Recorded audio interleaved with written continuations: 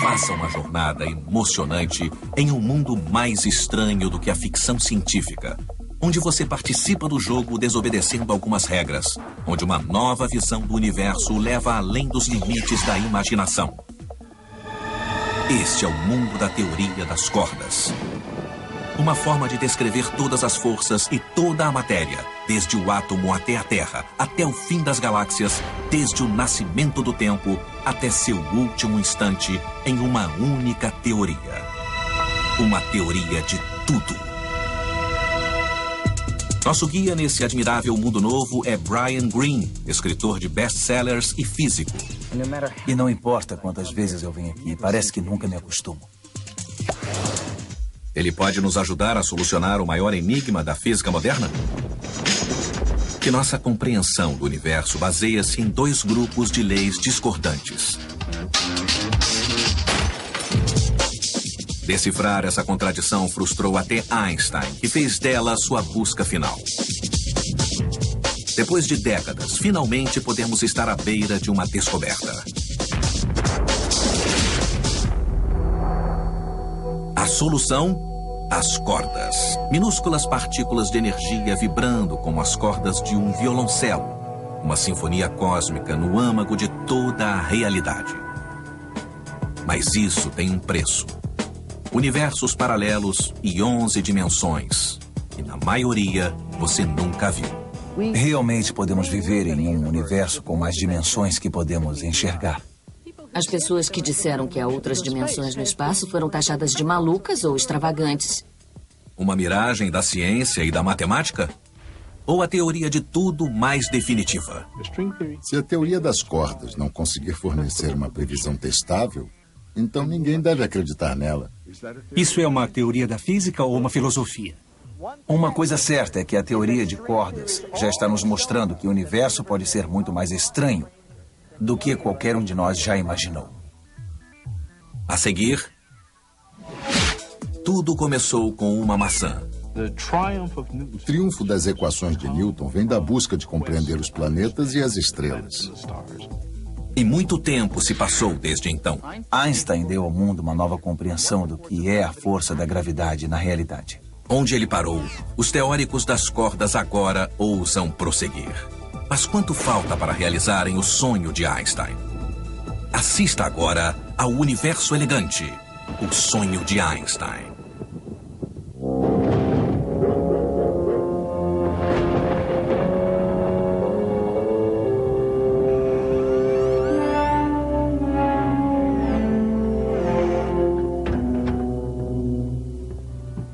Há 50 anos, essa casa foi cenário de um dos maiores mistérios da ciência moderna. Um mistério tão profundo que hoje milhares de cientistas da física de ponta ainda tentam solucioná-lo. Albert Einstein passou suas últimas 2 décadas nessa casa modesta em Princeton, Nova Jersey. E nesse estúdio de 2 andares, ele buscou incansavelmente uma única teoria, tão poderosa que descreveria todo o funcionamento do universo. Mesmo quando se aproxima o fim da sua vida, Einstein mantinha um bloco à mão, tentando furiosamente conseguir as equações para o que seria conhecido como a teoria de tudo. Convencido de que ele estava perto da descoberta mais importante da história da ciência, Einstein perdeu a vida sem realizar o seu sonho. Agora, quase meio século depois, a meta da unificação de Einstein, combinando todas as leis do universo em apenas uma teoria que engloba tudo, tornou-se o santo graal da física moderna. E pensamos que podemos finalmente conquistar o sonho de Einstein com um grupo de ideias novo e radical chamado Teoria das Cordas. Mas se essa teoria revolucionária estiver certa, teremos um grande choque. A teoria das cordas diz que podemos estar vivendo em um universo onde a realidade se encontra com a ficção científica. Um universo de 11 dimensões, com universos paralelos bem ao lado. Um universo elegante composto inteiramente da música de cordas.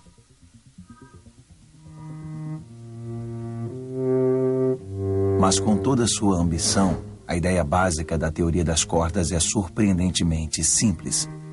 Diz que tudo no universo, desde a menor partícula até a estrela mais distante, é composto de um tipo de ingrediente, inimaginavelmente pequeno, vibrando filamentos de energia chamados de cordas.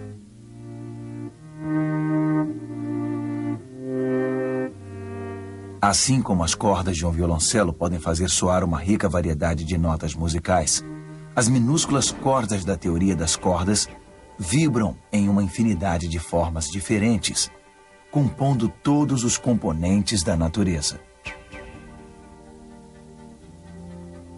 Em outras palavras, o universo é como uma grande sinfonia cósmica, ressoando com todas as várias notas que esses minúsculos elementos vibratórios de energia podem produzir. A teoria das cordas ainda está no seu princípio, mas já está revelando uma imagem do universo radicalmente nova, tão estranha quanto bela. Mas o que nos faz pensar que podemos entender toda a complexidade do universo, que dirá reduzi-la a uma única teoria de tudo? Temos R, mu nu, menos meio G, mu nu R. Você se lembra como é isso? É igual a 8 I GT mu nu. Vem da variação da ação Einstein-Hilbert e obtemos as equações de campo e esse termo. Você se lembra como se chama? Não. Essa é a curvatura escalar. Esse é o tensor de Ricci. Ainda está mesmo estudando isso? Por mais que você tente, não dá para ensinar física para um cão. Seu cérebro não tem capacidade para compreender. Mas e nós? Como sabemos se temos capacidade de compreender as leis mais profundas do universo? Bom, os físicos de hoje têm certeza de que somos capazes. E estamos começando de onde Einstein parou nessa busca de unificação. A unificação seria a formulação de uma lei que descreve talvez tudo do universo conhecido a partir de uma única ideia, uma equação mestra. E achamos que pode haver essa equação mestra porque, ao longo dos últimos 200 anos, nossa compreensão do universo nos deu uma variedade de explicações, todas indicando um só lugar. Parece que todas convergem para uma ideia que ainda tentamos descobrir. A unificação está onde está. A unificação é o que estamos tentando conseguir. Todo o objetivo da física fundamental é ver mais e mais do fenômeno do mundo em termos de cada vez menos princípios e cada vez mais simples. Como físicos, achamos que se podemos explicar um grande número de fenômenos de uma maneira muito simples, de alguma forma isso é progresso. Há quase um aspecto emocional na forma em que as grandes teorias da física, de certa forma, abrangem uma grande variedade de fenômenos físicos aparentemente diferentes. Então, essa ideia de que devíamos ter o objetivo de unificar nossa compreensão é inerente, essencialmente, a toda a forma pela qual esse tipo de ciência progride. E muito antes de Einstein, a busca de unificação começou com o acidente mais famoso da história da ciência. Diz a história que um dia, em 1665, um jovem estava sentado debaixo de uma árvore, quando de repente ele viu uma maçã cair de cima. E com a queda daquela maçã, Isaac Newton revolucionou nossa compreensão do universo. Em uma proposta audaciosa para seu tempo, Newton proclamou que a força que puxa as maçãs para o solo e a força que mantém a Lua em órbita em volta da Terra eram, na realidade, a mesma. Com uma maçã caída, Newton unificou o céu e a Terra em uma única teoria, que ele chamou de gravidade. A unificação do celeste com o terrestre. As mesmas leis que governam os planetas e seus movimentos governam as marés e a queda das frutas aqui na Terra. Era uma unificação fantástica da nossa compreensão da natureza. A gravidade foi a primeira força a ser compreendida cientificamente, embora mais 3 se seguissem depois. E embora Newton tenha descoberto essa lei da gravidade há mais de 300 anos, suas equações descrevendo essa força fazem previsões tão precisas que ainda hoje fazemos uso delas.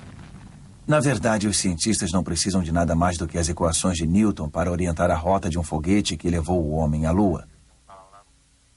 11, aqui é Houston. No entanto, houve um problema. Enquanto suas leis descreviam a força da gravidade com grande precisão, Newton guardava um grande segredo. Ele não tinha ideia de como a gravidade realmente funciona.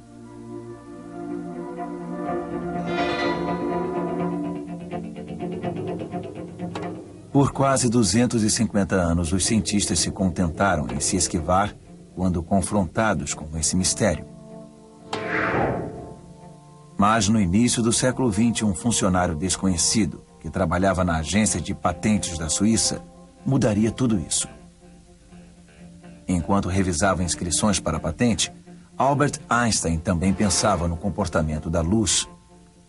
E Einstein não sabia que suas contemplações sobre a luz o levariam a solucionar o mistério de Newton do que é a gravidade. Aos 26 anos, Einstein fez uma descoberta surpreendente de que a velocidade da luz é um tipo de limite de velocidade cósmico. Uma velocidade que nada no universo pode exceder. Mas assim que o jovem Einstein publicou essa ideia, ele se encontrou confrontando o pai da gravidade.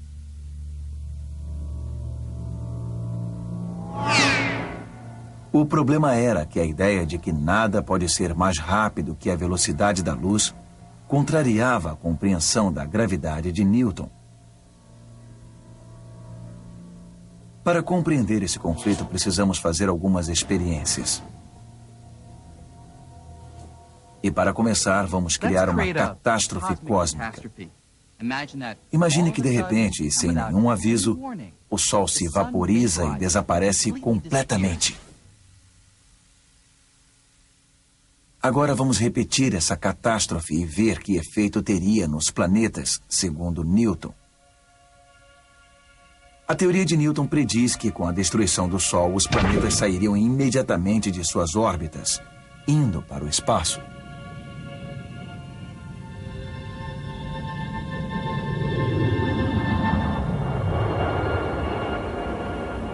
Em outras palavras, Newton pensava que a gravidade era uma força que age instantaneamente a qualquer distância. E então sentiríamos imediatamente o efeito da destruição do Sol. Mas Einstein viu um grande problema na teoria de Newton. Um problema que surgiu de seu trabalho com a luz. Einstein sabia que a luz não viaja instantaneamente. Na verdade, leva 8 minutos para os raios de sol viajarem 150 milhões de quilômetros até a Terra. E considerando que ele mostrou que nada, nem mesmo a gravidade, pode viajar mais rápido do que a luz, como a Terra poderia sair da órbita antes que a escuridão, resultante do desaparecimento do Sol, alcançasse nossos olhos?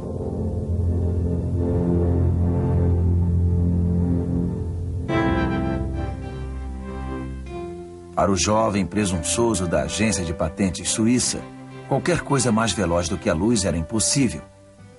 E, portanto, a compreensão de Newton de 250 anos da gravidade estava errada. Se Newton estivesse errado, então por que os planetas ficam no lugar? Porque lembre-se, o triunfo das equações de Newton vem da busca de compreender os planetas e as estrelas, e particularmente o problema do porquê os planetas têm as órbitas que têm. E com as equações de Newton, você pode calcular a maneira que os planetas se moverão. Einstein tinha que resolver esse dilema. Com quase 30 anos de idade, Einstein tinha de criar uma nova compreensão do universo. na qual a gravidade não excede o limite de velocidade cósmico. Ainda trabalhando de dia na agência de patentes, ele embarcou em uma busca solitária para resolver esse mistério. Depois de quase 10 anos quebrando a cabeça, ele descobriu a resposta em uma nova forma de unificação. Einstein chegou a pensar nas 3 dimensões do espaço e na única dimensão do tempo como ligados em uma única estrutura de espaço-tempo.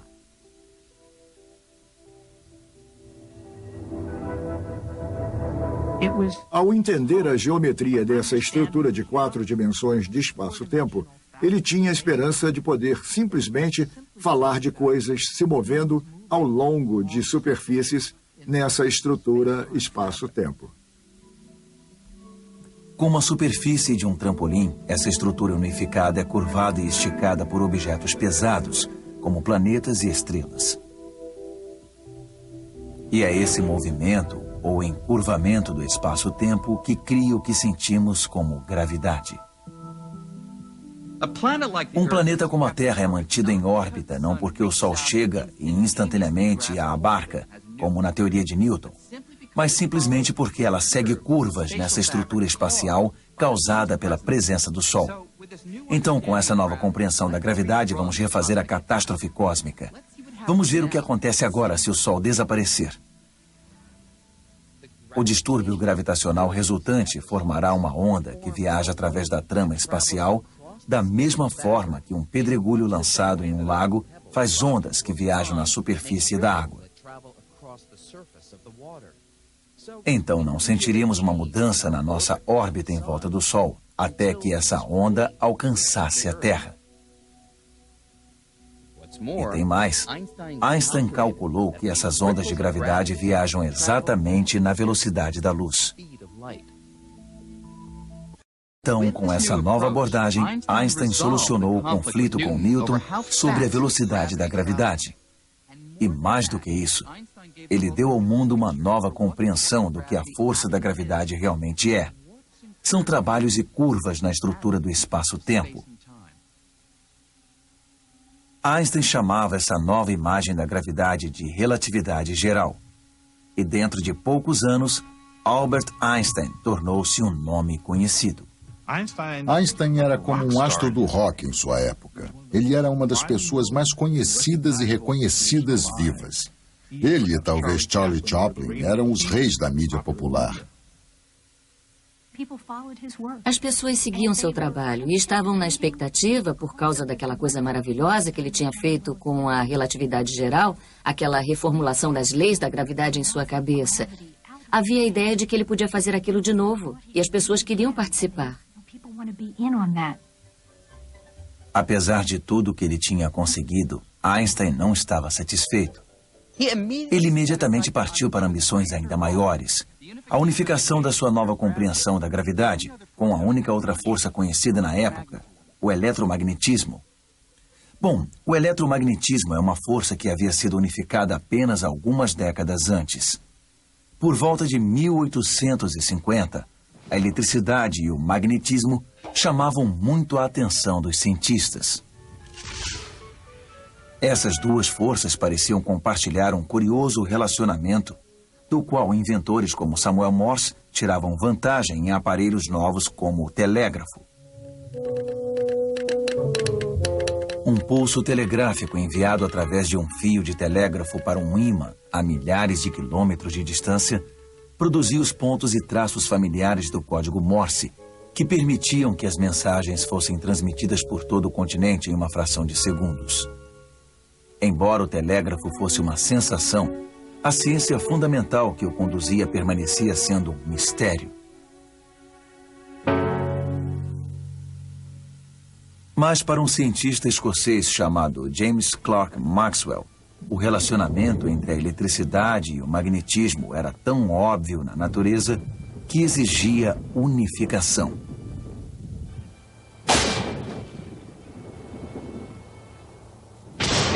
Se você já ficou no topo de uma montanha durante uma tempestade, vai ter ideia de como a eletricidade e o magnetismo estão intimamente ligados. Quando uma corrente de partículas eletricamente carregadas flui como em um raio, ela cria um campo magnético e você pode ver provas disso em uma bússola.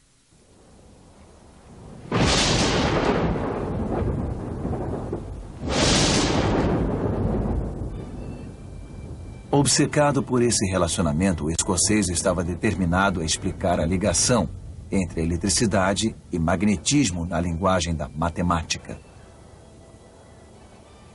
Lançando nova luz no assunto, Maxwell elaborou um grupo de 4 elegantes equações matemáticas que unificaram a eletricidade e o magnetismo em uma única força chamada eletromagnetismo.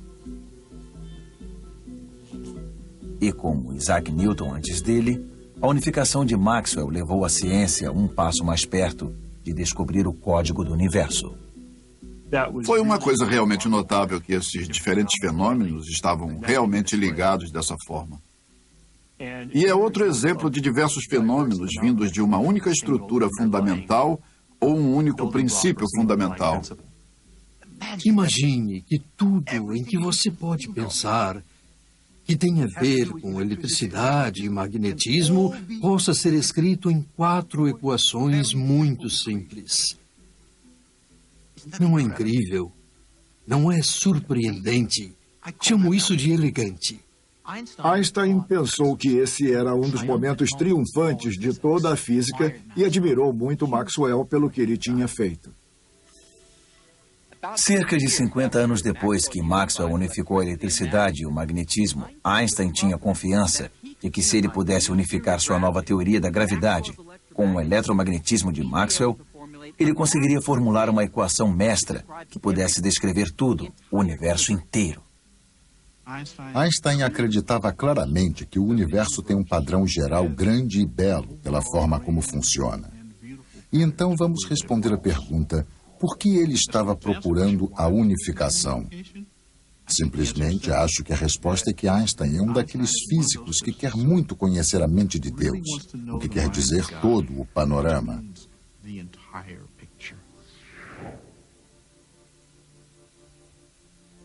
Hoje esse é o objetivo da teoria de cordas: unificar nossa compreensão de tudo, desde o nascimento do universo até a majestosa espiral das galáxias, em apenas um grupo de princípios, uma equação mestra.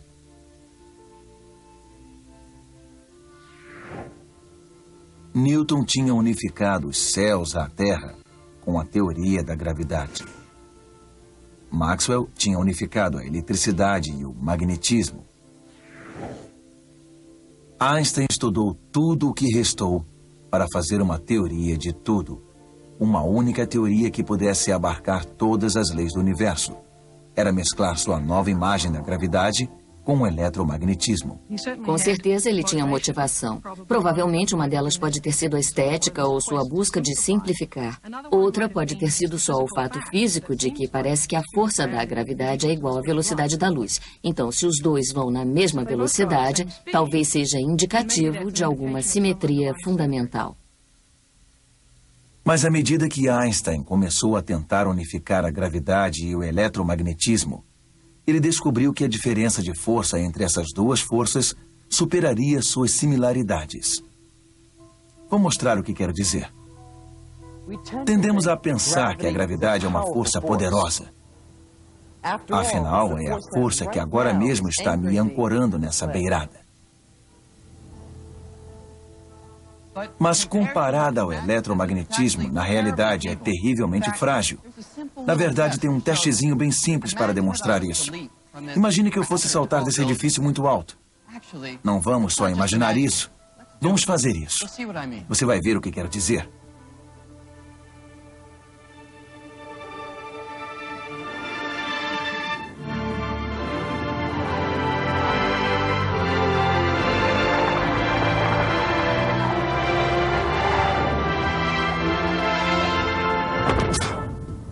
Bom, é claro que eu teria me espatifado, mas a questão importante é: o que me impede de arrebentar a calçada e de ir para o centro da Terra?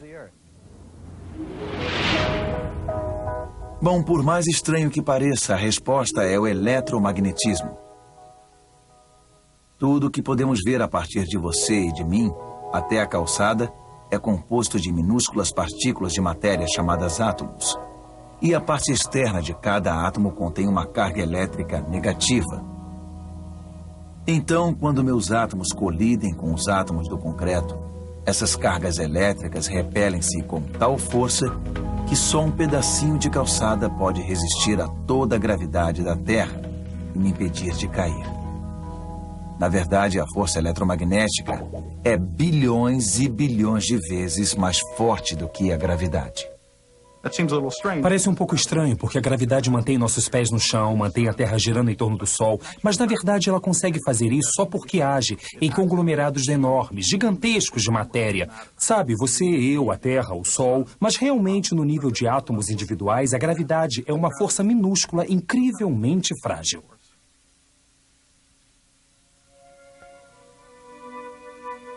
Seria uma batalha penosa para Einstein unificar essas duas forças de forças extremamente diferentes. E para piorar a coisa, ele mal tinha começado quando mudanças drásticas no mundo da física o deixariam para trás. Einstein tinha conquistado tanta coisa até cerca de 1920 que ele, naturalmente, esperava poder continuar a fazer os mesmos jogos teóricos, assim como conseguir grandes coisas. E ele não podia. A natureza se revelava de outras formas nos anos 20 e 30 e os truques e instrumentos em particular que Einstein tinha a seu dispor, que tinham sido tão fabulosamente bem-sucedidos, simplesmente não eram mais aplicáveis.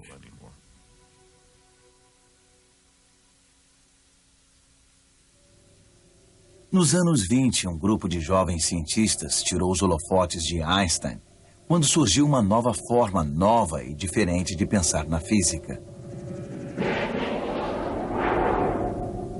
Sua visão do universo era tão estranha que isso faz a ficção científica parecer comum e transformou a busca de unificação de Einstein.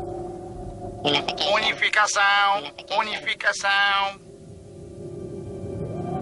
Liderados pelo físico dinamarquês Niels Bohr, aqueles cientistas estavam descobrindo um reino totalmente novo no universo.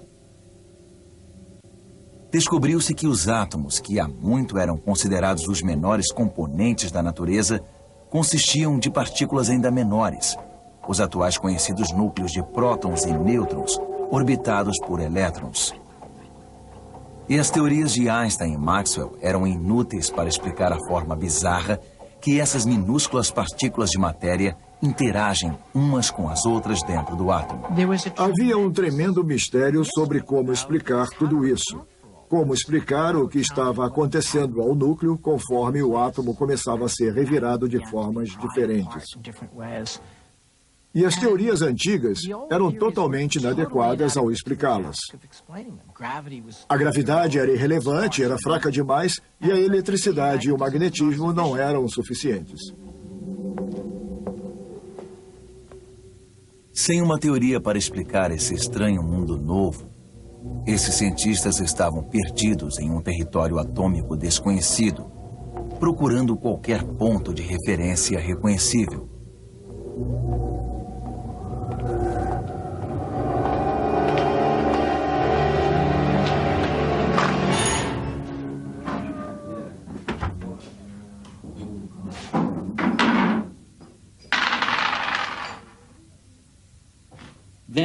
Então, no final dos anos 20, tudo isso mudou. Durante aqueles anos, os físicos desenvolveram uma nova teoria chamada mecânica quântica. E ela era capaz de descrever o reino microscópico com grande sucesso. Mas a questão é a seguinte: a mecânica quântica era uma teoria tão radical que modificava totalmente todas as formas anteriores de ver o universo. As teorias de Einstein exigiam que o universo fosse ordenado e previsível. Mas Niels Bohr discordava. Ele e seus colegas proclamaram que na escala de átomos e partículas, o mundo é um jogo de azar. No nível atômico ou quântico, a incerteza reina. O melhor que você pode fazer, segundo a mecânica quântica, é prever a chance ou probabilidade de um resultado ou outro. E essa estranha ideia, obrigado, abriu a porta para uma nova imagem inquietante da realidade.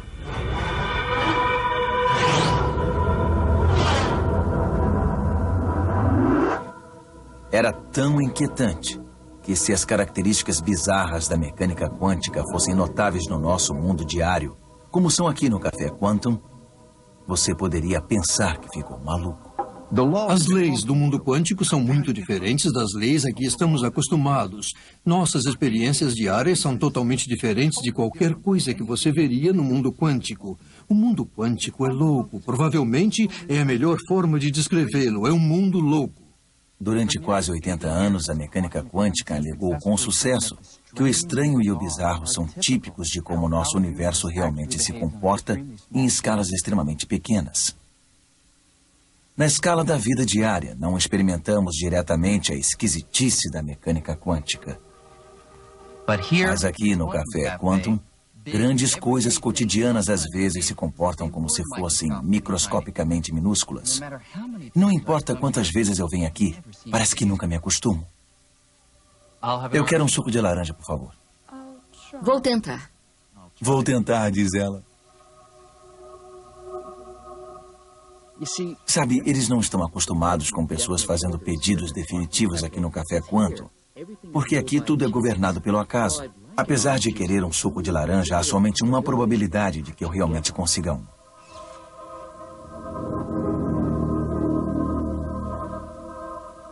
E não há motivo para ficar decepcionado com um resultado em específico ou outro, porque a mecânica quântica sugere que cada uma das possibilidades, como obter um suco amarelo ou vermelho, pode realmente acontecer. Por acaso elas acontecem em universos paralelos ao nosso universo, que parecem tão reais para seus habitantes como o nosso universo parece para nós. Se há 1000 possibilidades e a mecânica quântica não pode dizer com certeza qual das 1000 será, então todas as 1000 acontecerão. Você pode rir disso e dizer, isso tem que estar errado. Mas tem tantas outras coisas na física que na época que as pessoas descobriram podiam estar erradas, mas não estavam. Acho que você tem que ter um pouco de cuidado antes de afirmar que isso está totalmente errado. E mesmo no nosso próprio universo, a mecânica quântica diz que tem uma possibilidade de que as coisas que normalmente achamos impossíveis podem realmente acontecer. Por exemplo, tem uma chance de que partículas podem passar através de paredes ou barreiras que parecem impenetráveis para você ou para mim. Tem até uma chance de eu poder passar através de uma coisa sólida como uma parede. Os cálculos quânticos mostram que a probabilidade disso acontecer no mundo cotidiano é tão pequena que eu precisaria continuar a adentrar a parede por quase uma eternidade antes de ter uma chance razoável de ser bem-sucedido. Mas aqui esse tipo de coisa acontece o tempo todo. Você precisa aprender a deixar de lado essas suposições que tem sobre o mundo para compreender a mecânica quântica. No meu âmago, nas minhas entranhas, eu sinto como se tivesse uma compreensão profunda e intuitiva da mecânica quântica? Não. E nem Einstein tinha. Ele nunca perdeu a fé de que o universo se comporta de certa forma previsível. A ideia de que tudo o que podemos fazer é calcular as probabilidades de que as coisas acabem de um jeito ou de outro era uma coisa a que Einstein resistia profundamente. A mecânica quântica diz que você não pode saber ao certo o resultado de nenhuma experiência. Só se pode designar uma determinada probabilidade ao resultado de qualquer experiência. E isso desagradava muito a Einstein. Ele dizia, Deus não joga dados. No entanto, uma experiência após outra mostrou que Einstein estava errado e que a mecânica quântica realmente descreve como o mundo funciona no nível subatômico. Então, a mecânica quântica não é um luxo, uma coisa com a qual você pode ficar sem. Quer dizer, por que a água é como é? Por que a luz atravessa direto a água? Por que ela é transparente? Por que outras coisas não são transparentes? Como as moléculas se formam? Por que elas reagem da forma como reagem? O momento em que você quer entender qualquer coisa em um nível atômico, por mais não intuitivo que seja, nesse momento você só pode fazer progresso com a mecânica quântica. A mecânica quântica é fantasticamente precisa. Nunca houve uma previsão da mecânica quântica que tenha contradito uma observação. Nunca. Lá pelos anos 30, a busca de unificação de Einstein estava em dificuldades, enquanto que a mecânica quântica estava revelando os segredos do átomo. Os cientistas descobriram que a gravidade e o eletromagnetismo não são as únicas forças que governam o universo. Sondando a estrutura do átomo, eles descobriram mais duas forças. Uma, apelidada de força nuclear forte, age como uma supercola, contendo o núcleo de todo o átomo, ligando prótons e nêutrons. E outra, chamada força nuclear fraca, permite que os nêutrons se transformem em prótons, emitindo radiação nesse processo. No nível quântico, a força com a qual mais estamos familiarizados, a da gravidade, foi completamente ofuscada pelo eletromagnetismo e por suas duas novas forças. As forças forte e fraca podem parecer obscuras, mas em pelo menos um sentido, todos somos muito conscientes de sua força. Às 5h29 da manhã de 16 de julho de 1945, essa força foi revelada por um ato que mudaria o curso da história. No meio do deserto do Novo México, no alto de uma torre de aço, cerca de 300 metros acima do topo desse monumento, a primeira bomba atômica foi detonada. Ela tinha apenas 1,5 metro de diâmetro, mas essa bomba continha uma força equivalente a 20 mil toneladas de TNT.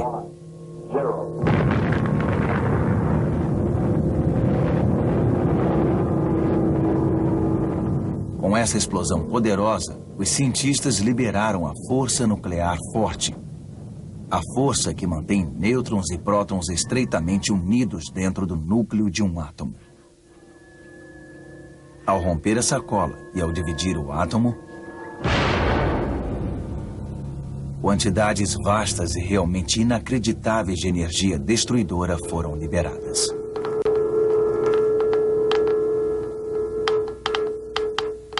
Ainda podemos detectar restos daquela explosão através da outra força nuclear, a força nuclear fraca, porque é responsável pela radioatividade.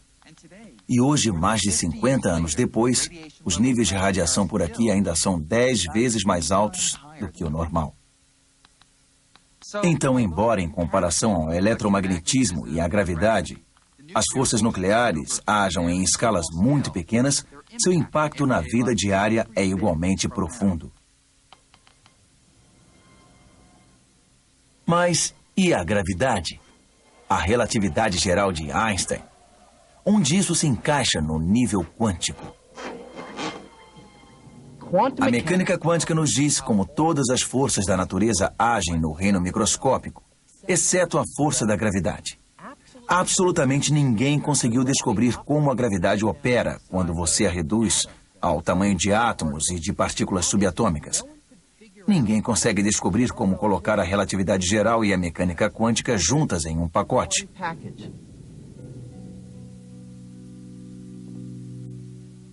Durante décadas, todas as tentativas de descrever a força da gravidade na mesma linguagem das outras forças, a linguagem da mecânica quântica, foram desastrosas. Se você tentar colocar essas duas partes da matemática juntas, elas não coexistem pacificamente.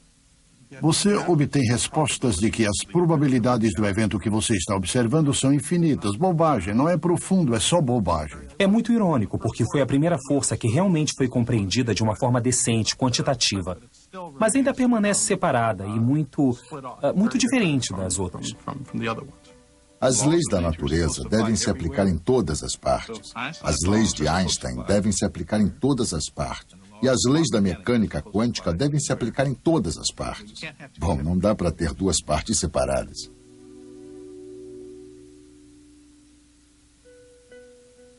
Em 1936, depois de fugir da Alemanha nazista, Einstein se estabeleceu em Princeton, Nova Jersey.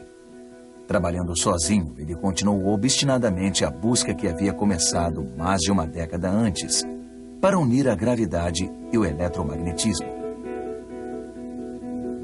Todos os anos apareciam manchetes alegando que Einstein estava na beira do sucesso. Mas a maioria de seus colegas acreditavam que ele estava enganado e que seus melhores dias já tinham ficado para trás. Em seus últimos anos, Einstein ficou muito desligado do trabalho da física em geral e deixou de ler os ensaios das pessoas. Nem acho que ele soubesse que existia uma coisa como a força nuclear fraca. Ele não prestou atenção nessas coisas. Ele continuou trabalhando no mesmo problema que ele tinha começado a trabalhar enquanto jovem. Quando a comunidade de físicos teóricos começou a sondar o átomo, Einstein foi deixado de fora definitivamente. De alguma forma, ele decidiu não olhar para a física advinda dessas experiências. Quer dizer que as leis da mecânica quântica não desempenharam nenhum papel em suas investigações. Ele é considerado uma figura frágil, simpática de um velhinho que liderou uma antiga revolução, mas de alguma forma ficou de fora.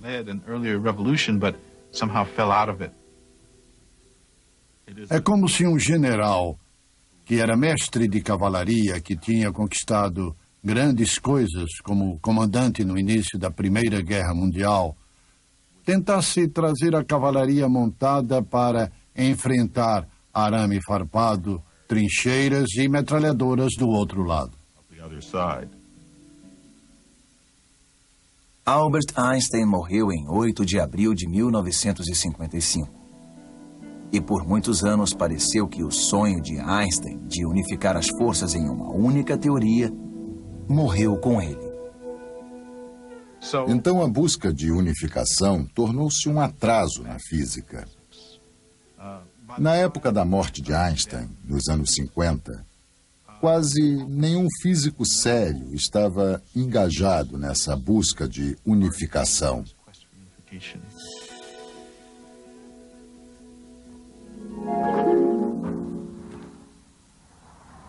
Desde então, a física se separou em dois campos distintos. Um que usa a relatividade geral para estudar objetos grandes e pesados, coisas como estrelas, galáxias e o universo como um todo. E outro que usa mecânica quântica para estudar os objetos mais minúsculos, como átomos e partículas. Isso foi como ter duas famílias que não se dão bem e nunca falam uma com a outra, vivendo debaixo do mesmo teto.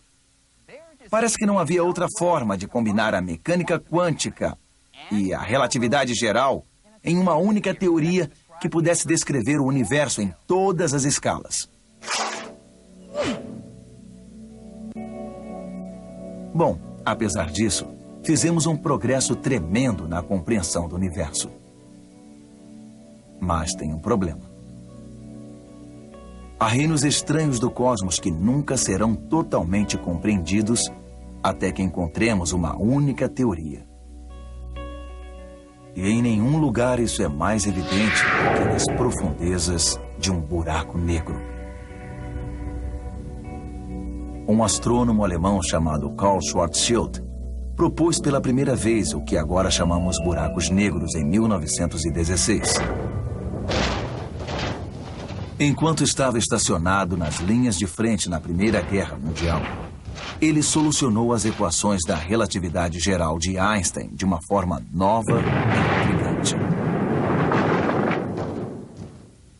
Entre cálculos de trajetória e de artilharia, Schwarzschild descobriu que uma enorme quantidade de massa, como a de uma estrela muito densa, concentrada em uma pequena área, distorceria a estrutura do espaço-tempo de forma tão drástica que nada, mesmo a luz, poderia escapar da sua força gravitacional.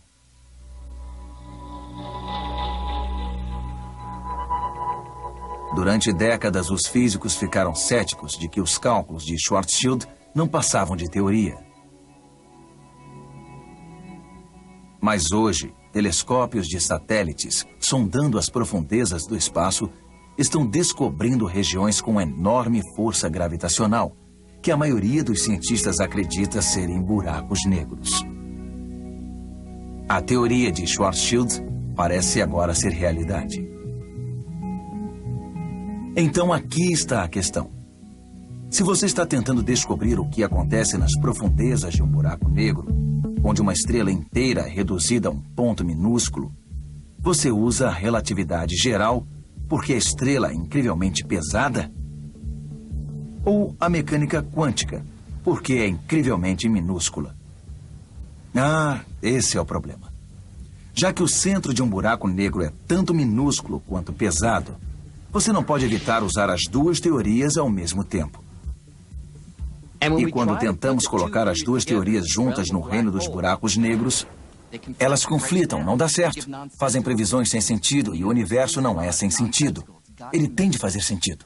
A mecânica quântica funciona muito bem para coisas pequenas e a relatividade geral funciona bem para as estrelas e galáxias. Mas os átomos, as coisas pequenas e as galáxias fazem parte do mesmo universo. Então tem de haver alguma descrição que se aplica a tudo. Não podemos ter uma para átomos e uma para as estrelas. Agora, com a teoria das cordas, pensamos que podemos ter descoberto um meio de unir nossa teoria do grande e nossa teoria do pequeno e fazer sentido do universo em todas as escalas e todos os lugares. Em vez de uma infinidade de partículas diminutas, a teoria das cordas proclama que tudo no universo, todas as forças e toda a matéria, são compostas de um único ingrediente: minúsculos filamentos vibrantes de energia, conhecidos como cordas. Uma corda pode vibrar de muitas formas diferentes, enquanto que, é claro, um ponto não pode. E as formas diferentes nas quais a corda vibra representam as diferentes formas de partículas elementares. É como uma corda de violino, e ela pode vibrar assim como as cordas de um violino. Se preferir, cada nota descreve uma partícula diferente. Então tem um incrível poder de unificação. Ela unifica a nossa compreensão de todos esses diferentes tipos de partículas. A unificação de diferentes forças e partículas é conseguida porque vem de diferentes tipos de vibração da mesma corda básica. É uma ideia simples com consequências de amplo alcance. O que a teoria das cordas faz é que contém a promessa de que podemos realmente compreender questões que você pode nem ter pensado que seriam questões científicas. Questões sobre como o universo começou, por que o universo é como é, no nível mais fundamental. A ideia de que uma teoria científica que nós já temos nas mãos poderia responder às perguntas mais básicas é extremamente sedutora. Mas essa sedutora nova teoria também é controversa. As cordas, se existem, são tão pequenas que há pouca esperança de se ver uma. A teoria das cordas e seus teóricos têm um problema de verdade. Como você testa realmente a teoria das cordas? Se não puder testá-la da forma que testamos as teorias normais, não é ciência, é filosofia. E isso é um verdadeiro problema. Se a teoria das cordas não conseguir fornecer uma previsão que possa ser testada, então ninguém deve acreditar nela. Por outro lado, tem um tipo de elegância nessas coisas. E, considerando a história de como a física teórica evoluiu até agora, é totalmente concebível que algumas, se não todas, dessas ideias acabem sendo corretas. Quando a maioria dos mais inteligentes e jovens físicos teóricos trabalhavam na teoria das cordas, acho que daqui a 100 anos ela será lembrada como uma era heróica, quando os teóricos tentaram e tiveram sucesso em desenvolver uma teoria unificada de todos os fenômenos da natureza. Por outro lado, pode ser lembrado como um trágico fracasso. Acredito que será lembrado como a era heróica. Ah, mas me perguntem daqui a 100 anos, daí eu posso dizer.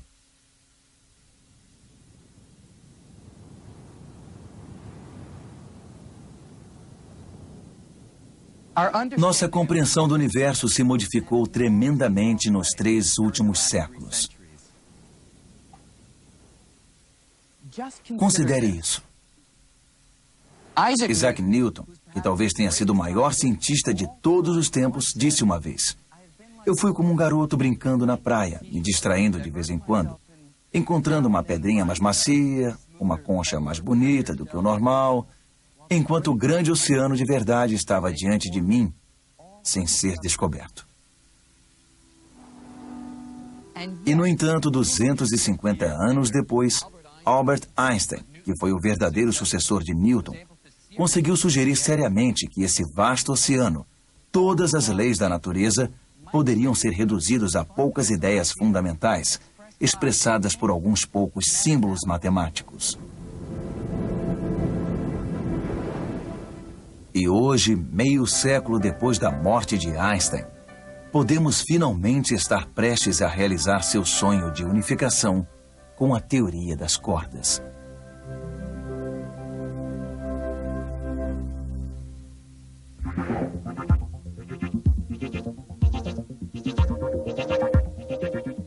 Mas de onde veio essa nova teoria ousada e estranha?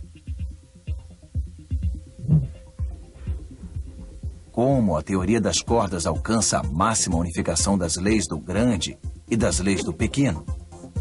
E como saberemos se está certa ou errada? Nenhuma experiência jamais pode verificar o que está acontecendo nas distâncias que estão sendo estudadas. A teoria é permanentemente segura. É uma teoria da física ou é uma filosofia? Não está escrito nas estrelas que vamos ter sucesso, mas no final, esperamos ter uma única teoria que governe tudo. Não perca no próximo episódio de O Universo Elegante.